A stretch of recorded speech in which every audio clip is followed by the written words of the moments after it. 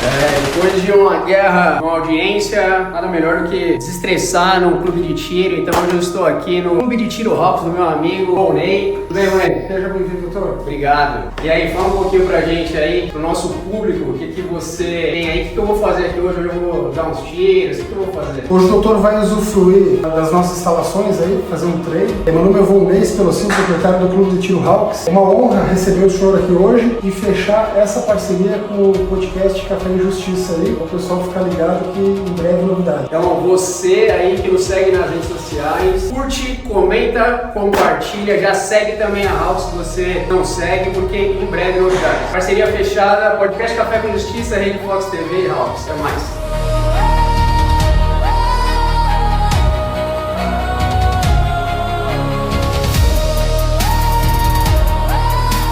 Olá pessoal, bom dia, boa tarde, boa noite, boa madrugada. Sejam muito bem-vindos a mais um episódio do podcast Café com Justiça. Hoje vamos abordar um tema aí especial, com um convidado especial também, que temos muita dúvida na realidade, a sociedade, principalmente nas áreas que ele atua. Bem, eu vou colar aqui porque o currículo dele é extenso, tá? Bom, conhecer os limites da lei é essencial, né, para evitar crimes, preservar vidas e exercer direitos de forma consciente. E para isso, gostaria de chamar aqui o convidado, ele que é diretor de Relações Internacionais, membro fundador do Grupo Tático Internacional em 8 países. Ele foi combatente da Força de Paz pela ONU. Ele integra o Comando de Operações Especiais da Polícia Militar. E ele também é empresário. Ele é empresário do clube de tiro que vocês viram aí, onde o podcast Café com Justiça traz para vocês aqui uma parceria e também diversos benefícios que a gente vai falar no final. Mas agora a gente vai falar um pouquinho sobre legislação de armamento com ele, Volney Spelosin. Seja muito bem-vindo, Volney. Prazer em tê-lo aqui. Obrigado pelo convite. Obrigado você. Fique... O que é isso aí? É um presente? É o logo da nossa parceria aqui, Hawks e o podcast. Poxa, cara, que honra. Obrigado. Senta aí, fica à vontade. A casa é nossa. Você toma café? Com certeza. Bom, enquanto eu te sirvo um café, eu vou querer saber já. E na realidade eu já sei um pouco da história, mas o nosso público gostaria de saber, Volney. Como que surgiu o Clube Hawks? Qual que é a história e qual que é o propósito do clube? Então, na verdade, o clube ele veio através de uma paixão, né? Que remete lá à minha criação, minha infância lá no Rio Grande do Sul. Que é um estado, uma cidade, na verdade, que vê as armas com bons olhos, que é utilizada para esporte, para defesa, né? Ou no esporte na diversão, ou na defesa para salvar vidas, né? Perfeito. E nós tínhamos um grupo de atiradores e desenvolvemos esse logo e o nome do grupo era Hawks, Team Hawks na verdade. Aí com o passar do tempo surgiu uma oportunidade de montar o clube nesse local. Eu pedi autorização para todos os membros do grupo para utilizar esse logo e esse nome, né, que pelo local que a gente está inserido lá faz todo sentido, né? É um local alto, quase no cume da montanha lá, e seria a casa do falcão, né? Que Hawks é falcão em inglês.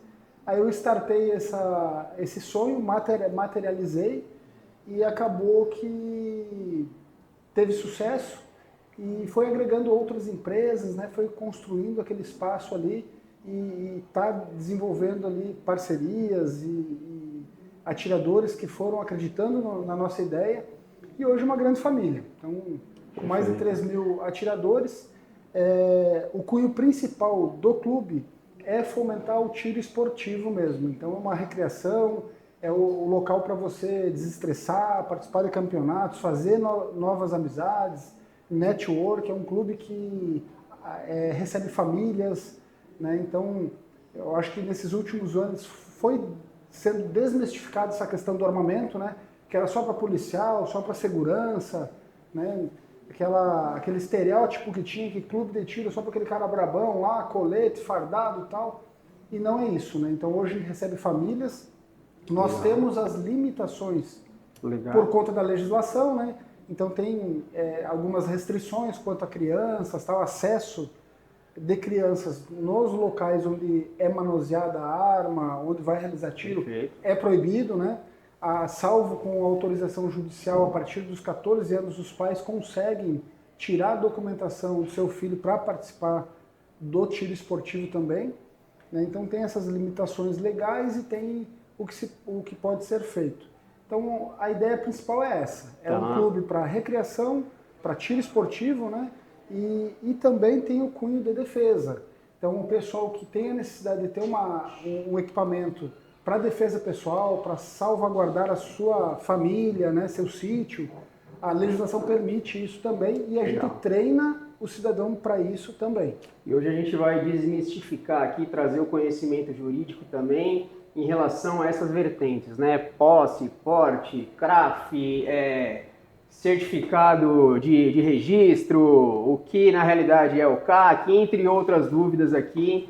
E você que está nos assistindo, fica conosco até o final. Se você achar interessante o conteúdo, curte, comenta, compartilha, mas lembre-se que se você se expressa de qualquer forma nas redes, cuidado com o desrespeito, porque você também pode incorrer na esfera criminal e penal. E a gente vai falar bastante sobre isso hoje. Muito legal essa parceria do podcast Café com Justiça com a Hawks. A Hawks vem para agregar realmente o público do podcast, da Rede Fox, e dar uma oportunidade para conhecer também esse outro mundo, né, que na realidade é muito técnico, é um mundo de oportunidades onde a pessoa desconhece, pelo menos é isso que eu vejo a grande maioria das pessoas.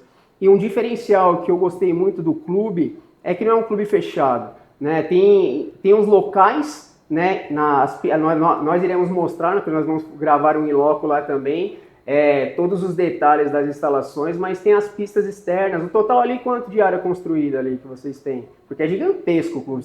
Dá um total ali de 6 mil metros quadrados. Nossa, é muito legal. Bacana. E no final, fica até o final conosco que vamos falar um pouco aí de benefícios também. E fala pra gente, por gentileza, o que é necessário possuir para possuir uma arma? E eu tô vendo aqui, tem uma arma aqui, essa aqui é uma réplica. Explica pra gente também, já aproveitando o gancho, se você puder, a diferença da arma Airsoft ou não. Por favor, fica à vontade. Então, embora o pessoal acha que é quase que impossível, né, fazer a aquisição de uma arma de fogo, tem 3 tipos de aquisições que um cidadão pode fazer, né? Logicamente que tem que preencher um requisito legal, é um pouco burocrático, mas é mais fácil do que muita gente pensa. Muita gente pensa. Porque você preencheu aqueles requisitos ali. Primeiro, não pode possuir antecedentes criminais. Perfeito. Então, se possuir antecedentes criminais, não tem por que ter uma arma, uma pessoa que não está dentro da lei.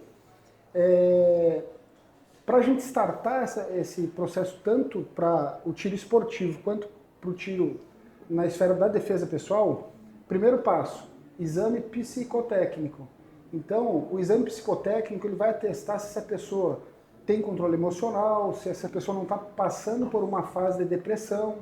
E uma questão importante, já teve clientes que foram fazer o processo para aquisição da arma, não estava num momento emocional muito bom, estava no início de depressão e no teste psicotécnico não passou. Mas isso não quer dizer que essa pessoa nunca mais vai poder tirar uma arma. Entendi. Se ela fizer um tratamento, sair daquela questão emocional, ela vai passar no teste psicotécnico e vai poder fazer a aquisição. Então, primeiro passo, teste psicotécnico. Segundo passo, um instrutor credenciado pela Polícia Federal vai avaliar se esse cidadão tem domínio do manuseio do armamento, domínio da legislação aplicada à questão que ele vai ser inserido ali, tanto para a defesa ou para o tiro esportivo, e domínio prático. Então ele vai fazer uma prova teórica para testar se ele tem esse conhecimento. 60% de aproveitamento na prova já dá o apto na parte teórica e ele passa para o prático. O prático vai atestar ele se ele tem um manuseio correto, primeiro com segurança, que é o primeiro pilar no manuseio do armamento, né? Você tem que ter segurança, tanto para o tiro esportivo ou para ter uma arma na sua residência. Aí atestou o prático ali, aí vai para a parte de tiro. Então ele vai realizar 20 disparos. 10 disparos a 5 metros e 10 disparos a 7 metros. Ele estando apto, atingindo ali mais 60% de aproveitamento, a gente vai juntar esses laudos com todas as certidões criminais. O cidadão tem que comprovar que tem uma ocupação lícita, ou CLT, né, ou microempreendedor, ou com uma fonte de renda que ele fonte conseguiu de comprovar. Renda. Então, comprovou a ocupação lícita, a gente vai juntar essa documentação, aí tem o comprometimento da pessoa que vai solicitar. Então, ele tem que se comprometer a guardar essa arma no local seguro. Então, tem as declarações que ele tem que assinar, que não respondem inquérito, né? Então, às vezes gerou um inquérito, mas não consta ainda o criminal. Então ele vai assinar essa declaração que não está respondendo a nenhum inquérito criminal e declaração que está afiliado num clube de tiro, então tem que estar afiliado num clube de tiro. Então a gente junta essa documentação e submete essa documentação hoje para a Polícia Federal, tanto para o tiro esportivo quanto para a defesa. Então a Polícia Federal vai avaliar essa documentação, está tudo ok, ela libera o certificado de registro no caso do atirador esportivo. Né? O certificado de registro aí vem com apostilamentos, então fazendo uma análise ali, com uma analogia com a CNH, então na CNH a gente apostila a categoria A, se eu quero dirigir uma moto, categoria B, carro, ou D, caminhão. No CR, no certificado de registro de atirador esportivo, eu vou apostilar lá a categoria A lá para atirador esportivo, ou coleção, né, colecionador ou caçador. Por isso que chama de CAC, né, que é C de colecionador, A de atirador e o outro C de caçador. Então pode apostilar as 3 categorias. Então, diferente do que a grande maioria pensa, na realidade eu tiro o meu certificado de registro e aí dentro do certificado de registro tem os tipos de apostilamento que eu tenho que preencher os requisitos, é isso? Isso. Muita gente fala, eu sou CAC. Aí você pega o CR do atirador, ele só tem atirador. Entendi. Ele não é colecionador e não é caçador, então ele não é CAC. Ele é um atirador desportivo, que é o CR. Mas o termo técnico, né? Ele pode ter as 3 nomenclaturas, as 3 atividades regulamentadas, como pode ter só uma, não é isso? Exatamente. O que a grande maioria faz, eu quero ser só atirador esportivo para frequentar o clube. Então só vai ser atirador esportivo. Perfeito. Não há necessidade de apostilar coleção, porque ele não vai ser colecionador, e nem caça, porque ele não quer ir fazer um manejo do javali, que é uma necessidade. Hoje abriram esse leque aí, porque hoje é uma necessidade do IBAMA controlar os javalis, que é uma espécie invasora aqui no nosso país. É considerado praga, né? Causa muitos danos e não tem predador natural, né? É importante frisar isso, porque eu sou defensor dos animais também, né? Mas é uma necessidade ali, até para garantir, deixar claro para o pessoal, que a segunda maior causa de extinção das espécies nativas são as espécies invasoras. Então, quando faz o controle do javali, você está preservando espécies que podem ser extintas dentro da nossa fauna, né? Então, deixar claro isso daí. Aí, voltando para a questão legal de cada tipo de atirador. Então, eu não quero ser, o cidadão lá não quer ser atirador esportivo, ele quer uma arma para defesa. Vai ser submetido à documentação para a Polícia Federal também, o acervo de defesa ela também toma conta, aí tem que comprovar efetiva necessidade. Então não precisa estar afiliado no clube de tiro, não precisa alguns requisitos ali que tem que ser preenchidos para o tiro esportivo, para a defesa não. Então para a defesa você precisa comprovar a ocupação lícita, você precisa comprovar residência fixa e você precisa comprovar efetiva necessidade. Né? Aí já fica a critério do delegado da Polícia Federal que vai avaliar essa documentação. Então, preencheu os requisitos, ele achou que realmente você necessita, você preencheu essa efetiva necessidade, aí vai conceder a posse da arma de fogo. Teve um período aí que o porte ficava vinculado ao CPF. Hoje, o porte é vinculado ao CPF do policial militar, policial civil, os profissionais que estão previstos lá no artigo 144 da Constituição. Hoje o cidadão... Que aí no caso comum, o órgão, que na realidade é o fiscalizador, seria o Exército, né? Isso. Na verdade, ou não? O porte hoje para as guardas municipais, Polícia Civil fica a critério da Polícia Civil, né? Mas as armas são registradas, por exemplo, da Polícia Militar. As armas são registradas pelo Exército, são autorizadas pelo Exército de calibre restrito e calibre permitido é autorizada pela própria instituição e emite o CRAF dentro da instituição. Perfeito. E o que permite o porte é a funcional, né? No caso do cidadão, é remetido à Polícia Federal e quem concede o porte é a Polícia Federal, só que é vinculado a pessoa junto com o armamento. Então o primeiro passo para quem quer solicitar o porte de arma é ter a posse da arma. Perfeito. Então primeiro tem que fazer a aquisição da arma, tem que registrar na Polícia Federal, ela tem que fazer a autorização para você fazer a aquisição e registrar essa arma no acervo de posse, para você ter na sua casa ou na sua empresa. Se você é empresário, você tem contrato social da empresa e você quer ter uma arma na sua empresa. Tem os requisitos ali que tem que preencher para você ter essa arma lá, mas eles autorizaram você ter a posse da arma.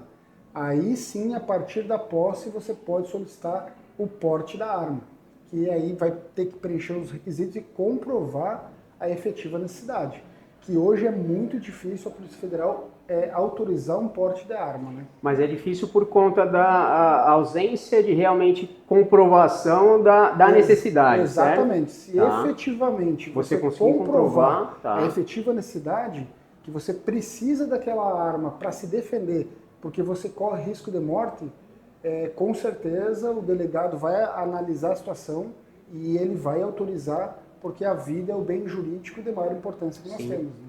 Perfeito. E aproveitando o gancho também sobre posse e porte, a própria legislação, se eu estiver errado, você por favor me corrija, teve um endurecimento a partir do Estatuto do Desarmamento aí também, na questão da posse e do porte, e teve muita gente que talvez, para ter algo menos burocrático, ia para uma linha de tirar no certificado de registro e se tornando talvez um atirador esportivo, mas na realidade aquela pessoa utilizava a arma de maneira indevida, portando, né, ou tendo a posse de maneira indevida. É isso, não é? E explica pra gente, aproveita também falar a respeito da arma de airsoft, porque acho que com o endurecimento da legislação é considerado, eu acredito, que é arma de uso não permitido, foi considerado crime hediondo, né? E aí acho que a reclusão teve endurecimento também legal. Se eu estiver errado, por favor, me corrija. Então, o que mudou? Então, a primeira pergunta. Eu acredito que sim, que teve algumas pessoas que queriam ter uma arma, às vezes que moram num sítio, tem uma casa na praia, quer ter uma ferramenta de defesa para se sentir mais segura, né? E optou por tirar o certificado de registro de atirador esportivo. Só que o atirador esportivo, ele tem que preencher alguns requisitos legais. Por exemplo, depois que é emitido o CR e que você faz a aquisição da sua arma, você obrigatoriamente tem que comprovar 8 habitualidades para nível 1, porque quando você tira sua documentação, seu CR, você é classificado como atirador de nível 1. Você preenchendo alguns requisitos ali, por exemplo, 10 habitualidades no ano, você consegue ir para nível 2. E isso daí vai aumentando a quantidade de munição que você pode comprar, a quantidade de armas que você pode ter. Mas no nível 1, você tirou o CR no mínimo 8 habitualidades ou campeonatos. Então pode ser 4 campeonatos por ano, mais 4 habitualidades, pode ser 8 campeonatos por ano. E com esse cidadão que não tinha esse conhecimento de clube de tiro, como que funcionava, como que era o tiro, como que era a competição, ele se obrigou a fazer a documentação, tirar essa arma, que se fosse utilizada assim, com o intuito de ter só para defesa, não é legal, né?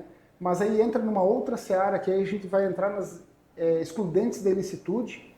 Então, se você utilizar um meio necessário para repelir injusta agressão, atual ou eminente de si ou de outrem, entra na legítima defesa. Aí não tem o que se falar da utilização indevida da arma, porque você utilizou o meio necessário que você tinha para salvar a sua vida ou para salvar a vida de alguém. E tem vários casos de que isso já aconteceu lá do clube, cliente do clube. Já teve 3 clientes, um até passou na RTV, uma reportagem sobre esse atirador, as filmagens, as câmeras que pegaram. que os delinquentes ali pegaram a esposa como refém e iam fazer um sequestro relâmpago, o sequestro do Pix, né, que estava muito comum, foi lá na região do Morumbi, né, o Romero Bosa, até o cliente. E ele pegou a sua arma, na época já tinham revogado a questão do porte de trânsito, porque teve um período que o atirador, a legislação permitia esse atirador a pegar uma arma do seu acervo, uma arma de porte, uma arma curta, né, de porte, para fazer a segurança do seu acervo. Então, tem atiradores que vai com 5, 6 armas para o clube, aí faz o treinamento com revólver, com pistola, depois vai para a pista de tiro de precisão, vai treinar com o seu fuzil. Aí ele tem 4, 5 armas no porta-mala, aí vem um cara com canivete, ali um trombadinho, rouba o carro, o acervo. Então não é muito... Não tem muita coerência. Então liberaram esse porte de trânsito. Então ele poderia sair do clube com uma arma municiada, pronto uso, para fazer a defesa do seu acervo.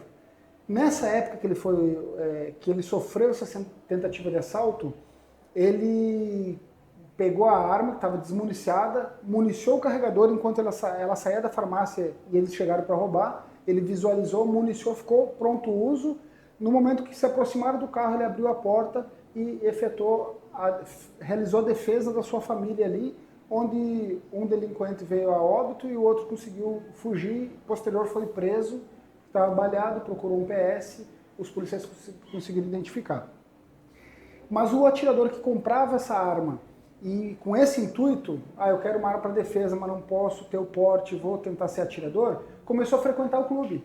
Aí começou a ver como que funcionava esse universo. Então hoje no clube, 100% dos nossos filiados são realmente praticantes. E a grande maioria, que a exigência legal é 8 habitualidades por ano, então 8 treinos, tem atiradores que fazem 8 treinos por mês, né? Porque gostam, vão lá, treino, leva a família. A esposa que não gostava de arma, foi lá, teve uma experiência. Normalmente a gente utiliza um armamento com o calibre 22 LR, que a energia dele é muito menor, então é mais confortável de atirar, faz menos barulho, menos recuo, né, quando efetua o disparo. Então acaba que as mulheres gostam desse calibre e enxergaram esse lado ali. Quando você domina, você tem conhecimento do armamento, você usa da forma correta, traz segurança em vez de insegurança, né? Verdade. Então isso foi aumentando muito nesses últimos 3 anos, aí aumentou muito a aquisição do CR, né, por esposas de atiradores, né, por famílias ali, quem preenche o requisito, filhos que fazem 18 anos, já podem tirar o CR. A legislação só permite você fazer a aquisição de uma arma a partir dos 25 anos. Né, um requisito legal é ter 25 anos. Mas com 18 anos você pode tirar o CR, você pode se tornar um atirador e treinar com o armamento do clube, da entidade, né, que você é filiado, ou do atirador que cede essa arma. Então, muitas famílias ali, a mãe e o pai é atirador, levou o filho compete com a arma dos pais, né? Então, isso é legal também, pode ser feito. Legal, bacana. E hoje, o porte, quem está, na realidade, portando uma arma, quando que é considerado a questão do uso, o calibre permitido ou não? Porque, salvo engano, quem porta uma arma de airsoft sem os devidos requisitos, que é acho que a ponteira laranja, a nota fiscal, ele pode incorrer, acho que, num crime de ameaça, mas na realidade é um ato infracional. É isso? Ele comete? Me ajuda aí. Na verdade, eu vou até Fica à vontade aqui, aí. Toda vez que você pega uma arma, que você vai manusear uma arma, isso aqui, as 2 regras de ouro, dedo fora do gatilho, então aqui pode verificar, e o cano sempre voltado para uma posição segura. Então eu estou na frente do doutor, eu vou baixar minha arma aqui se eu for fazer algum movimento, sempre com o cano voltado para uma posição segura. Então aqui eu vou apontar para a câmera, essa ponta laranja aqui é obrigatória nas armas de airsoft, até para desconfigurar, né, de uma arma de fogo real, né? Você pode, o airsoft, você comprovando a origem do armamento, então porque se não tiver nota fiscal, não comprova a origem, ela pode ser apreendida, né, por contrabando desse caminho, até comprovar a origem. Então você tendo a nota fiscal, ela estando acondicionada, você não pode estar portando, você não pode estar na cintura, porque dá conotação, aí entra até numa situação que já ocorreu, né, que um delinquente utilizou uma arma dessa aqui para praticar o roubo. Então, é comum até às vezes, é né? comum, tira a ponta laranja. O mala tira a ponteira laranja. Não tem como você identificar. Mas você pode, esse cidadão do bem, pode ter uma arma de airsoft, pode treinar no clube também, porque tem as esferas, né, que você arremessa ali, são EBS, eles são plásticos. Porque tem muitos praticantes, né, desse esporte Muito, também, é muito forte a questão do airsoft. Mas você tem que ter a documentação. Então, nota fiscal tem que estar devidamente acondicionada, você não pode sair na rua, deixar amostra dentro do carro ali para alguma pessoa se sentir intimidada, né? Então, utilizando ela para o tiro esportivo ali, para a questão do airsoft, né? A arma de fogo é muito semelhante, só muda o mecanismo, né? Mas para você identificar ela, a diferença é a ponta laranja. O pessoal confunde um pouco a questão de calibre, porque não é só o calibre hoje que determina a arma se ela é de uso permitido ou uso restrito. Então hoje... Na questão dos joules lá? Exatamente. Isso? Então hoje, o que caracteriza? Além da energia, que é medida em joules, né, o exemplo do fuzil 556, ele não entrou como proibido porque ele não ultrapassa 1.620 joules, né, a munição comum medida na boca do cano. Mas o sistema de funcionamento do armamento também, junto com o calibre, também configura se a arma é de calibre permitido ou restrito. Vou dar um exemplo, a espingarda calibre Gauge 12. A espingarda calibre Gauge 12 de repetição, popularmente conhecido como espingarda pump, né? Ela é de calibre permitido. A gente fala calibre permitido. Só que se você pegar uma espingarda calibre Gauge 12 em uma plataforma de quinta geração, que são as plataformas AR, que é semiautomática com carregador, por ela ser semiautomática, ela já é caracterizada como arma de uso restrito. Entendi. Então você já não pode, por exemplo, tirou o CR, você já não pode ter uma arma de uso restrito no acervo de tiro esportivo. Agora, se for caçador, saiu o CR, você já pode ter duas armas de calibre de uso restrito por conta da energia que você necessita para fazer o manejo de um javali. Né? Com uma carabina 22 você não vai conseguir. Então o pessoal opta por fuzil, ou calibre 556 ou 762, ou uma espingarda calibre Gauge 12. Né? A Taurus ela, foi criado, né, um novo calibre também com a mudança da legislação, salvo engano, né? Tínhamos a 380, né, calibre permitido, e calibre uso restrito é a 9mm, e aí criou-se o 38 TPC, que na realidade ela não é uma 380 e também não é uma 9mm, mas é de uso permitido, é isso? Exatamente. Fala um pouquinho pra gente. Com a mudança dessa legislação, a Taurus ela viu uma oportunidade ali, na verdade já havia tempo que ela queria lançar um calibre próprio, né? E viu a oportunidade porque grande parte dos atiradores que tinham a questão do porte de trânsito, ou o pessoal que tinha uma arma para defesa, que fez a aquisição de 9mm, com testes balísticos nesses últimos anos, aí, com essa onda, com esse crescimento de atiradores e tal, então muitos especialistas, mas verdadeiros especialistas, dedicaram seu tempo ali para trazer literatura, para colocar esse conhecimento de anos, esses estudos de anos, em livros que abriu um pouco a mente dos atiradores e o conhecimento referente à doutrina balística, o efeito de cada projétil, como que funciona. E o pessoal percebeu que efetivamente, para defesa, a gente precisa de um calibre que tenha um pouco mais de energia ali, para ter uma penetração maior, né, no caso da defesa, para inibir aquela injusta agressão. E a 9mm é perfeita para isso. A 9mm, na verdade, é melhor que a .40. Então hoje as polícias utilizam a .40, porém, por conta de estudos do FBI lá, que já foi ultrapassado, o próprio FBI hoje está utilizando novamente a 9mm. Então, por conta desses estudos e tal, que eu não vou prolongar muito, né? Mas por conta desses estudos do FBI, a gente adquiriu um pouco de conhecimento da época e foi fazendo essa troca. Hoje a gente já tem estudo próprio aqui, nacional, né, de peritos, né, e livros ali que a gente consegue, inclusive no clube, a gente já fez ensaios balísticos com o perito Barros, que é conhecido em todo o Brasil por esse trabalho que ele realiza ali dentro da balística de combate, e percebeu que o 9mm tem mais penetração, é mais eficiente com um determinado tipo de projétil, né, porque é um conjunto de fatores, não é só a energia, mas o projétil também influencia bastante, que tinha melhor efetividade ali para a defesa. Quando alteraram essa questão do ser permitido e restrito, então muita gente ficou até com receio de utilizar o armamento de uso restrito na defesa, porque hoje a legislação não permite, um exemplo, né? Não permite o delegado arbitrar fiança em solo policial de uma arma de uso restrito. Ele só vai conseguir sair da delegacia lá se acontecer alguma coisa que não ficar no ato da ocorrência, ficar realmente comprovado a legítima defesa, ele só vai conseguir sair da delegacia se ele tiver com uma arma de uso restrito na audiência de custódia, né? Aí sim o juiz consegue arbitrar a fiança e ele sair. Então ficou essa diferenciação.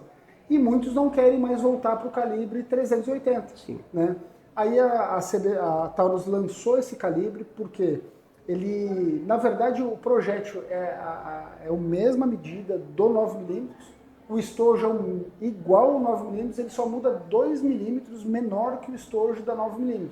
E a carga de propelente, a pólvora, é um pouco mais que a 380. Entendi. Então ficou um estojo com as mesmas medidas do 9mm, só um pouquinho menor, né? 2mm menor, e a carga maior que a 380 e o projétil mesmo do 9mm.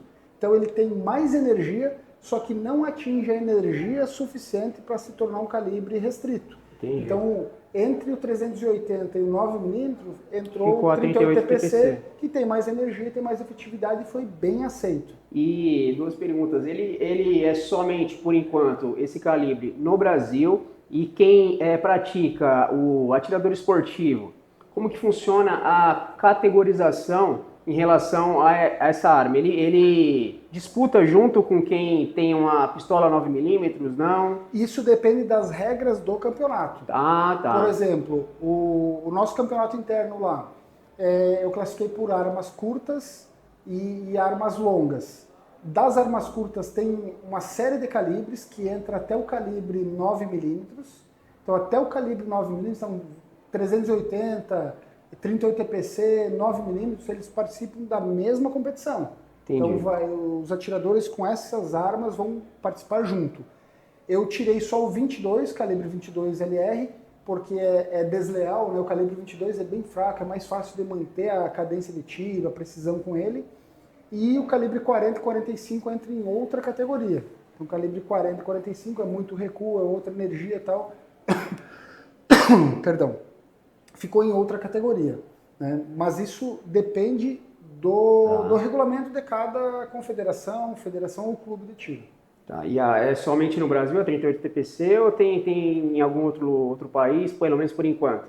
Ou é só a Taurus? Não, a Taurus, na verdade a Taurus é precursor? Nos Estados Unidos, a Taurus, ela ficou, se eu não me engano, em segundo lugar, aí, a empresa que vende armas para porte nos Estados Unidos. Então, entendi. A CBC é a maior empresa de nível mundial. Então, são empresas brasileiras que a gente deve se orgulhar, porque são referências fora do país também.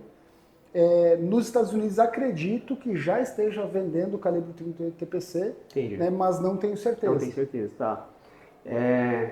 Perfeito, esclareceu bastante aqui referente a essas dúvidas aqui. Tem muita dúvida, né? Porque ficou um pouco de um imbróglio, né? Com essa mudança, né, da legislação, atualização. E, inclusive, temos um projeto de lei, né, tramitando, né, para poder dar a oportunidade quanto à isonomia e em diversas outras atividades, né? A gente vai falar um pouquinho mais quando a gente estiver em loco. Inclusive, tem o nosso amigo aqui em comum de Franco da Rocha, também o Dr. Gustavo vai estar com a gente. Fala pra gente um pouquinho sobre a questão da legítima defesa e quanto à reação de assalto e a proteção do patrimônio. Eu sei que você já deu uma prévia, mas fala um pouquinho referente a isso, principalmente na questão da guarda e segurança dentro de casa do armamento, de cofre, enfim. Para falar sobre isso, dentro da instrução, dentro do desenvolvimento do conhecimento do atirador, existem 4 níveis de consciência. Então nós temos a ignorância inconsciente, a ignorância consciente, a habilidade inconsciente, por último, em terceiro, né, a habilidade consciente e depois a habilidade inconsciente. O que é isso? Então muitos atiradores, muitas pessoas fazem a aquisição do armamento e o armamento por si só traz uma sensação de segurança. Mas você se sentir seguro não comprova que você realmente está seguro. Então, se você fizer aquisição de um armamento hoje, não tiver habilidade inconsciente, que é o último nível ali de consciência, você vai estar com uma arma, vai conseguir o porte de arma, né, se comprovar toda a parte legal, aí você saiu com o seu carro, com a sua família, e você foi roubado, deu o azar de ser roubado naquele momento. E você pensar em reagir com armamento, pode morrer. Então, se não tiver habilidade, se não tiver treinamento, a arma ela não traz segurança efetiva, traz uma sensação. Entendi. Então, se você estiver desarmado e vir um delinquente roubar, você vai entregar os bens ali e vai garantir a sua vida e depois conquista os bens novamente. Então, isso é muito importante. O que seria ignorância inconsciente? É você não saber, você achar, você crer que está seguro e não ter habilidade suficiente. Aí você vai para o stand de tiro, realiza um treino, vê que erra o tiro, tem dúvidas ali. Aí você chama o instrutor. Aí você já adquiriu a ignorância consciente, você sabe que necessita aprender, melhorar aquela habilidade. Certo. Aí você teve a instrução. Aí você começa a desenvolver aquela habilidade consciente. Então você pensa na hora de fazer, você concentra com calma para realizar o disparo e ter uma boa precisão, uma boa acurácia, mas você demanda de tempo ali, de pensamento, fazer o checklist mental para ter aquela precisão. Você desenvolveu a habilidade consciente. Aí com o tempo e com o treinamento, você adquire habilidade inconsciente. Então aquilo é automático, é como dirigir um carro. Hoje os carros são todos automáticos, né? Mas um carro manual ali que você faz a marcha, né? O câmbio, ele muda o câmbio sem pensar. Você sente o barulho do motor, automaticamente já coloca pela velocidade. Isso acontece com armamento, através do treinamento. Então a mesma coisa para ter uma arma em casa. Mas tem vários casos, né, de pessoas que adquirem uma arma, estão aptas para ter o armamento, mas o apto é o básico. Você não tem conhecimento, às vezes, que não é da área, né, não digo só da área policial, porque até mesmo da área policial tem tipos de treinamentos que são específicos para unidades específicas. Né? Por exemplo, um CQB, né, para fazer uma defesa residencial. Como que você vai fazer uma tomada de ângulo? Né? Isso daí são habilidades que quem tem uma arma e a campeã de aquisição é a espingarda, calibre Gauge 12, para ter na residência, no sítio. Mas o que normalmente acontece? Viu um barulho, identificou o ladrão, se efetuou um disparo direcionado para um local seguro. Apenas o som do disparo já vai inibir esse delinquente. Um exemplo disso é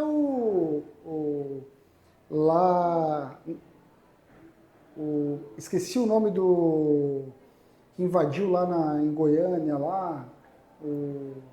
foi uma caçada. A fazenda? Isso. O único sítio que ele não entrou foi onde deram um tiro lá, que ele viu que tinha gente armada e foi embora. Né? Então, essa habilidade é necessário você adquirir principalmente para arma de porte, para você estar com uma arma na rua. Primeiro, para você conseguir realmente trazer segurança para si e para não efetuar um disparo e acertar uma pessoa inocente, né?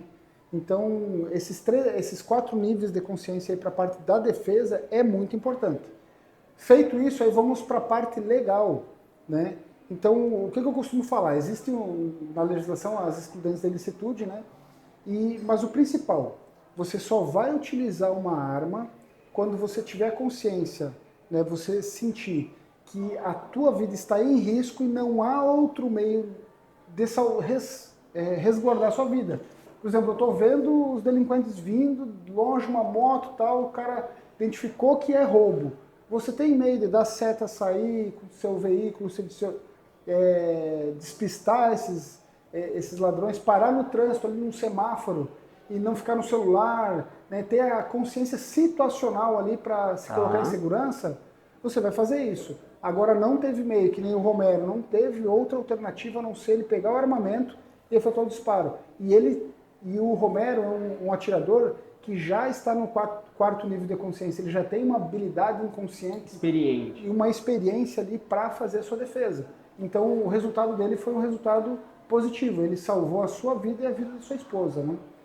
Perfeito. Vamos fazer um bate-bola rápido, pelo menos o que pode e o que não pode, e no stand a gente explica o porquê e depois a gente entra em mito ou verdade, pode ser? Perfeito. Quem detém do certificado de registro, seja ele colecionador, seja ele atirador ou seja ele caçador, pode deixar a arma no carro? Só me responde pode ou não. E aí depois a gente Então, mas vai falar. essa daí é um pouco polêmica. Essa Tá. daí... Então depende. Depende. Tá, então vou deixar pode, não pode, depende, tá bom? Transportar descarregada, pode ou não pode? Deve. Viajar para outro estado. Pode. Emprestar arma. Depende. Emprestar munição. Depende. Consumir álcool armado. Não pode. Entrar em shopping ou banco. Não pode. Transportar entre imóveis. Depende. Deixar acessível para menores. Não pode. Utilizar para legítima defesa. Na Pode fazer na questão dos menores, tem aquele aí adendo depende, que você comentou. Porque se ele tiver o CR, se o juiz autorizar dos Tá. 14 aos 18, aí o clube, né, a agremiação, ele pode ceder o armamento. Na verdade, ele só vai poder participar dos campeonatos com o armamento do clube. É um procedimento similar à emancipação, né? Quando o menor vai ser emancipado pelos pais. E legítima defesa, pode, não pode? Pode. Tá. Mito ou verdade? Quem possui arma pode andar armado? Pegada, hein? Andar armado é muito relativo. Tá. Porque ele pode ir no carro, no caso do atirador esportivo, a legislação hoje permite ele andar, transportar a arma. Então, transportar pode. Tá, mito ou verdade? CAC possui porte automaticamente? Não. É mito? Certo? Mito. Tá. Clube de tiro é apenas para policiais? Mito. Mulher pode adquirir arma? Sim. Verdade. Advogado possui porte automático? Não. Mito. A arma registrada pode circular livremente? Depende. Registro substitui porte? Não. Guarda segura é obrigatória? Sim. Cidadão comum pode adquirir uma arma? Sim. Responsabilidade por arma acessível e terceiros. Só voltando na Fica à pergunta vontade. anterior. Pode desde que preencha os requisitos legais. Tá. Responsabilidade por arma acessível a terceiros.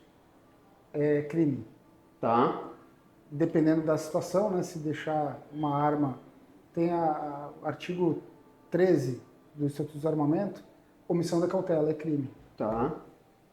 Bom, você acredita que o brasileiro conhece a legislação sobre o armamento ou não? Tem muitas dúvidas ainda. Muitas dúvidas. Muitas dúvidas, né? O atirador esportivo acaba conhecendo porque obrigado, ele tem que se né? enquadrar dentro daquilo ali. Tá. Mas relacionados a tiro esportivo. E alguma parte deles ainda desconhece um pouco a questão da defesa. Né? Perfeito. Bom, Vôlei, passou muito rápido, a gente já está encaminhando para o final já e gostaria de entregar para você um certificado de participação. Na realidade não é só um de participação e sim fortalecendo a nossa parceria, né? Hawks, Podcast Café com Justiça e Rede Fox TV. Essa é uma lembrança para você, uma caneca. E gostaria de falar um pouquinho de benefícios aí para o nosso público, se você puder falar, se você puder deixar as redes sociais, se você quiser falar um pouco, fique à vontade. A câmera 2 é toda sua, meu amigo. Primeiro, agradecer ao Dr. Robson, obrigado. Acredito que essa parceria veio em boa hora, porque dá para levar conhecimento, né, principalmente o pessoal da área jurídica, dos advogados também, que através Dr. Gustavo e vários outros advogados aí, e a legislação que estão tentando alterar essa questão para o advogado conquistar ali o seu direito de defesa, né, através do porte. Então, agradeço a confiança, uma honra tê-lo como nosso parceiro lá no clube. Então, nós estamos concedendo 50% de desconto na nossa filiação anual do clube, 10% em produtos, cursos lá do Clube de Tiro, né? Logicamente que tem que se inscrever nos 3 canais aí do podcast Café com Justiça, seguir os 3 perfis do Instagram, né? O nosso, o do podcast e da Fox TV, né? E comenta na publicação lá também. E quando você for procurar através do podcast Café com Justiça o nosso clube, nós vamos conceder esse clube de benefícios aí para vocês. Chegou lá no clube lá, e eles estão preenchendo esses requisitos aí, tá seguindo as 3 páginas no Instagram, tá inscrito no perfil, compartilhou no status lá, colocou a frase que a gente vai definir aqui, ele já consegue garantir esse 50% de desconto na filiação, porque hoje não é barato, né? É caro, né? Se você se inscrever num clube aí, acho que, salvo engano, o trâmite todo aí vai gastar R$2.000 e poucos aí. Então ele consegue 50% de desconto. Na filiação. Na filiação. Beleza. Então hoje a nossa filiação no clube, nossa filiação anual é R$700. Então se você que está nos assistindo já é atirador, já tem seu CR, você consegue filiar no clube por 1 ano, pagando 50% de desconto. Então, por R$350 você vai filiar 1 ano no nosso clube. Né? Então, muito barato, aí, se for calcular mensalmente. E lá no clube tem a loja de arma, né? Tem a loja de roupa. A parte de documentação, aí para tirar o CR hoje, a gente faz todo o processo, é R$1.800, se for com caça, R$2.300. É um investimento ali, né? Aí depois vai ter que renovar só quando vencer. E bem pontuado, doutor, hoje nós temos um hub de soluções. Então nós temos o Clube de Tiro, a Universidade Hawks, que é um outro CNPJ.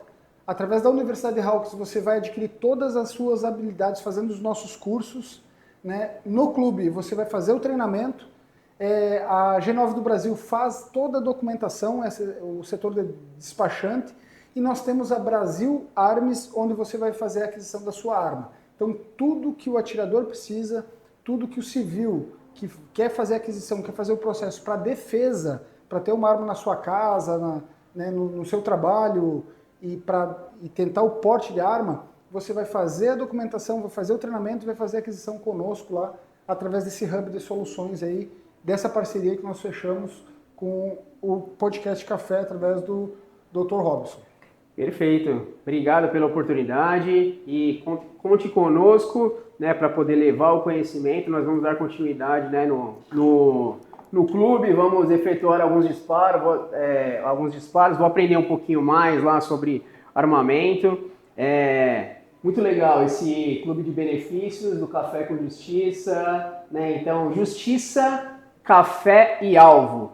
Vamos, depois pensa com carinho, tá? Se alguém, independente de filiação ou produto ou serviço, chegou lá por indicação do podcast Café com Justiça, vim conhecer o clube, vim efetuar aqui, conhecer e trouxe minha arma, um policial, enfim, pode falar que tem desconto, você pensa com carinho e depois você me dá a resposta. Pode ser? Pode ser, com certeza nós vamos tratar com carinho. Então tá bom, meu amigo. Muito obrigado. A gente vai dar continuidade lá no stand. Foi uma honra, né, ter você aqui com a gente. E é uma honra fechar essa parceria e dar essa oportunidade para o nosso público aqui, estudante de direito, enfim, todo mundo que nos assiste. Então é isso aí. Justiça, Café e Alvo. Até o nosso próximo episódio. Quer falar? Fala aí. É o tiro certo. É o tiro certo. Tchau, tchau.